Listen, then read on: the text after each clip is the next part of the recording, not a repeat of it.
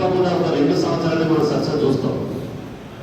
ఎందుకంటే మనం ఏమన్నా అంటే పిచ్చికాయ పెట్టుకుందాం చూస్తాం, కేసులు పెట్టిద్దామని చూస్తా ఉన్నాం, కేసులు పెడతా ఉన్నారు, ఇబ్బంది పెడతా ఉన్నారు. రేపు దీక్ష కూడా ఖచ్చితంగా పర్మిషన్ తీసుకునే పెట్టాలి, ఏదో ఉత్తర్వు పెట్టాలంటే కాదు. ఆ పర్మిషన్ కూడా ఇందాక అన్నట్టు మనం ఎక్కడో టెక్ చేసుకుంటే ప్రాముఖ్యత రాదు, ఎక్కడో చేస్తే ఫంక్షన్లో చేస్తే ప్రాముఖ్యత రాదు. మీరు అన్నట్టుగా మరి ఆ పర్మిషన్ కనుక తీసుకుంటే ఇక్కడ మన వరంగల్ జిల్లా కలెక్టరేట్ ముందే తీసుకుంటే వన్ సైడ్ మనం డివైడ్ వన్ సైడ్ తీసుకుంటే పబ్లిక్ వచ్చే పోయేటప్పుడు కావచ్చు, వన్ సైడ్ ట్రాఫిక్ పోయి వస్తున్నప్పుడు కావచ్చు, అదే ఇది చేస్తున్నారని చెప్పి ఎఫెక్ట్ బాగుంటుందని చెప్పి నా యొక్క సూచన.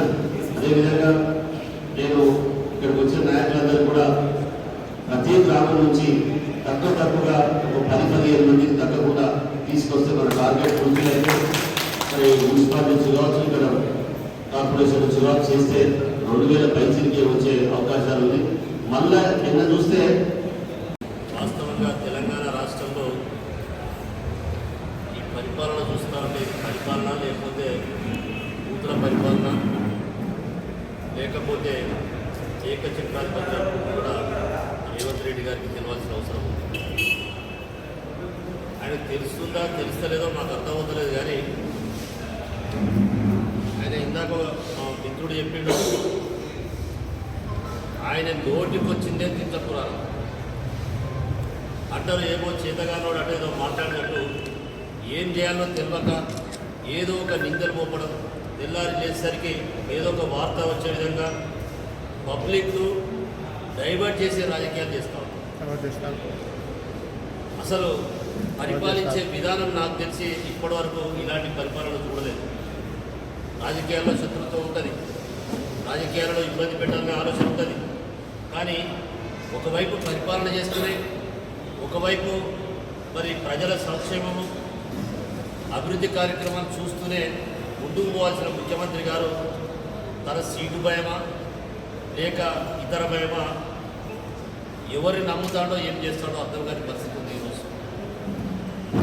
నేను రేవంత్ రెడ్డి గారిని ఒకటే మాట్లాడుతూ ఉన్నాను, మీరు పెట్టిన హామీలలో ఒక్క హామీ కూడా ఇప్పటివరకు నెరవేరలేదు. మీరు ఆర్టీసీ చేసిన అనుకుంటారు, మీరు చేసిన అని చెప్తా ఉన్నారు. ఆర్టీసీకి కార్పొరేషన్కు మీరు డబ్బులు కడితేనే చేసినట్టుగా నేను భావిస్తూ ఉన్నాను. ఇప్పటివరకు పేమెంట్ ఇస్తారు, ఆర్టీసీ ఫ్రీ అన్నావు, ఏది ఇలా ఆటో సోదరుల పరిస్థితి ఏంటండి? నాకు ఇంకా విచిత్రం ఏంటంటే తెలంగాణ ఇచ్చింది సోనియమ్మ అంటాడు, అమ్మ తల్లి అంటాడు. ఆనాడు 1000-1200 మంది చనిపోయిన రోజు బలిదేవత అన్నాడు. అదే నోటితోడు ఈరోజు దేవత. ఆమె కాళ్ళు గడిగి నెత్తిన పోసుకోవాలంటే ఇది ఎక్కడికి చిత్రం. ఆనాడు తెల్లోని ఉరికిచ్చి కొడితే వారి బుల్లెట్ల గడ్డ ఉండి ఎంతోమంది త్యాగదరులు, ఎంతోమంది మరి స్వాతంత్ర సమరయోధులు కష్టపడి స్వార్థాన్ని కూడా ఆలోచించకుండా కష్టపడితే ఎదుర్కొంటే స్వాతంత్రం వచ్చింది భారతదేశానికి. మరి 14 సంవత్సరాలు 10 సంవత్సరాలు పోరాటం ఆడి తెలంగాణ తెచ్చిన వ్యక్తి మాజీ ముఖ్యమంత్రి కేసీఆర్ గారు. ఒకనొక స్టేజ్లో ఇచ్చినట్టే ఇచ్చి ఎంతో తీసుకుంటే ఒకనొక స్టేజ్లో ఆంధ్ర వాళ్ళు నానా రకాల పెత్తనం చేసి నానా రకాల ప్రెషర్ చేసి ఆపిన క్రమంలో మరి 29 నవంబర్ నాడు కేసీఆర్ సచ్చుడా తెలంగాణ తెచ్చుడా అని ఒక ధైర్యంగా ముందుకు పోయి మరి దీక్ష దివా చేస్తే ఈరోజు అన్ని పార్టీల వారు దేశం మొత్తం కళ్ళొచ్చే విధంగా అయ్యో ఇవ్వాల్సిందే తెలంగాణ అని చెప్పి తప్పని పరిస్థితుల తెలంగాణ ఇవ్వకపోతే మా పుట్టగదులు ఉండవు, తెలంగాణలో మా పార్టీ ఉండదు అని ఆలోచించుకొని మీరు తెలంగాణ ఇచ్చింది తప్ప మీరు తెలంగాణ ఇచ్చుడేంది? మరి 1200 మంది చనిపోతే ఏం చేసిండ్రు? ఎవరండి సోనియా గాంధీ? ఆమెను కాళ్ళు కడిగి నెత్తిన పోసుకోవాల్సిన తెలంగాణ ప్రజల ఏమవసరం? నేను చెప్పాల్సిన అవసరం ఉన్నది. అందుకే ఈయన డైవర్షన్ రాజకీయాలు చేయాలని చెప్పి పబ్లిక్ను పక్కదారి పట్టిస్తూ ఉన్నాడు. దానికి ఈరోజు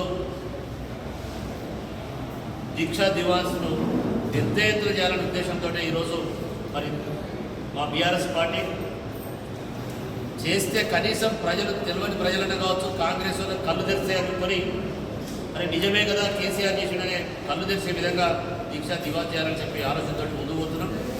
ఈ సందర్భంగా నేను తెలంగాణ ప్రాంతానికి కావచ్చు, ముఖ్యంగా మా హన్మకొండ జిల్లా, వరంగల్ జిల్లా, ఉమ్మడి వరంగల్ జిల్లా, మరి మా నియోజకవర్గ ప్రజలందరికీ కూడా దీక్షా దివాస్ను ఒకవైపు వరంగల్ జిల్లాలో, ఒకవైపు హన్మకొండ జిల్లాలో సక్సెస్ఫుల్ చేయాలని చెప్పి మా వాళ్ళందరికీ కూడా నేను విజ్ఞప్తి చేస్తాను.